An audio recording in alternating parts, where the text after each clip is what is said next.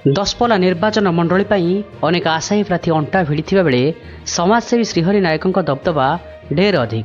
ବିଶେଷ ସୂତ୍ରରୁ ଜଣାପଡ଼ୁଛି କି ଦଶପଲ୍ଲା ନିର୍ବାଚନ ମଣ୍ଡଳୀଟି ଦଶପଲ୍ଲା ଗଣିଆ ନୂଆଗାଁ ବ୍ଲକକୁ ନେଇ ଗଠିତ ହୋଇଥିବା ବେଳେ ବିଜେଡିର 3 ଭାଗରେ ବିଭକ୍ତ ହେବାରେ ଲାଗିଛି। ନିର୍ବାଚନୀ ଟିକେଟ୍ ଆଶାରେ କିଏ ରମେଶ ବେହେରାକୁ ବିରୋଧ କରୁଛନ୍ତି ତ ପୁଣି କିଏ ବିଜେଡିର ଦଳୀୟ ପତାକା ଧରି ଜନସାଧାରଣ ପାଖରେ ପହଞ୍ଚୁଛନ୍ତି। ତେବେ ଆଗାମୀ ନିର୍ବାଚନ ପାଇଁ ଦଶପଲ୍ଲାର ନୂଆ ଚେହେରାରେ ବିଜେଡି ଟିକେଟ୍ ପାଇବା ଆଶାରେ କାହ୍ନା ନାୟକ, ଶ୍ରୀହରି ନାୟକ, ରବୀନ୍ଦ୍ର ସେଠୀ ଭଳି ଅନେକ ଆଶାୟୀ ଥିବାବେଳେ ରମେଶ ବେହେରା ହଟାଅ ବିଜେଡି ବଞ୍ଚାଇର ନାରା ସାଧାରଣ ଜନତାକୁ ଭ୍ରମ ସୃଷ୍ଟି କରୁଛି। ସୂଚନା ଯେ ଗଣିଆ ଡାକବଙ୍ଗଳାଠାରୁ ଶତାଧିକ ପୁରୁଷ ମହିଳା ବାହାରି ଗଣିଆ ବଜାର ଦେଇ ଚୌବଗନ୍ତଠାରେ ଥିବା କର୍ମୀ ସମ୍ମିଳନୀ କରିଥିଲେ ସମାଜସେବୀ ଶ୍ରୀହରି ନାୟକ। ଏହି ସଭାରେ ଗଣିଆ ବ୍ଲକ ପୂର୍ବତନ ଯୁବ ବିଜେଡି ସଭାପତି ଦେବାନନ୍ଦ ମିଶ୍ର, କିଶୋର ପ୍ରସାଦ ପୂର୍ବତନ ସରପଞ୍ଚ ପ୍ରଫୁଲ୍ଲ କୁମାର ବେହେରା, କିଶୋର ପ୍ରସାଦ ସରପଞ୍ଚ ନୋମିନ ବିଜୟ କୁମାର ବେହେରାଙ୍କ ସହ ଦଶପଲ୍ଲା ବ୍ଲକର ସରପଞ୍ଚ ଓ ସମିତିମାନେ ଉପସ୍ଥିତ ଥିଲେ।